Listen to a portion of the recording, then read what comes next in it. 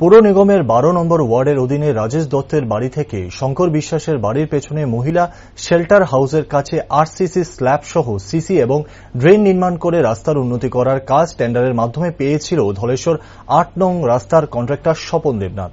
উনি at the rate ২.৯৯% কম টাকার মাধ্যমে কাজটি পান। কাজটি ছিল ৮,৮২,১৯৪ টাকার। স্বপনবাবু ৮,৫৫,৪২০ টাকার বিনিময়ে কাজটি করতে সম্মত হন।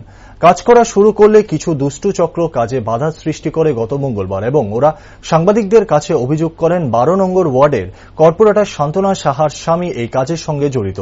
বুধবার শান্তনা সাহা এক সাংবাদিক সম্মেলনে এই সংবাদের তীব্র প্রতিবাদ করেন। উনি বলেন, এই কাজের সঙ্গে কোনো মতে ওনার স্বামী জড়িত নয়।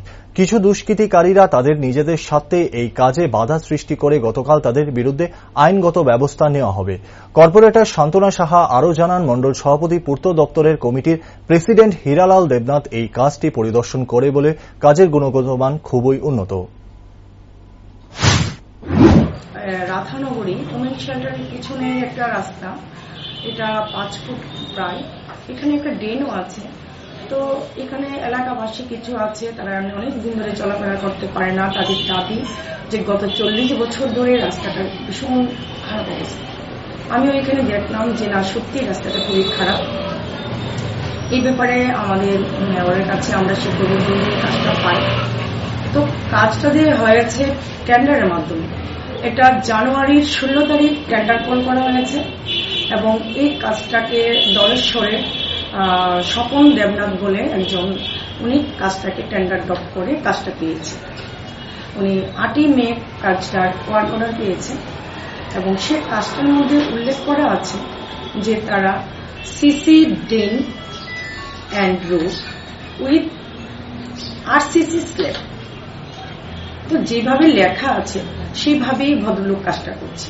আমি এক দুবার ভিজিটও করেছি, কিন্তু কালকে যখন আমরা একটা দেখলাম এরকম একটা সংবাদ বা এরকম একটা মিথ্যা অপবাদ দেখার পর আমাদের আধিকারিকরা, যেমন ইঞ্জিনিয়ার যে আধিকারিকরা তারা এবং মন্ডল প্রেসিডেন্ট এবং আমাদের এমআইসি মেম্বার পিডব্লিউ ডিপার্টমেন্টের হীরালাল দেবনাথ উনি সহ সবাই এসে কাজটা ভিজিট করেছে।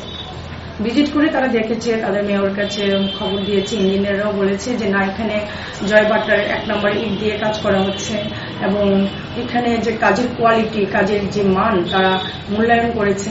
মূল্যায়ন করে তারা বলেছে যে না, ভালো কাজ হচ্ছে।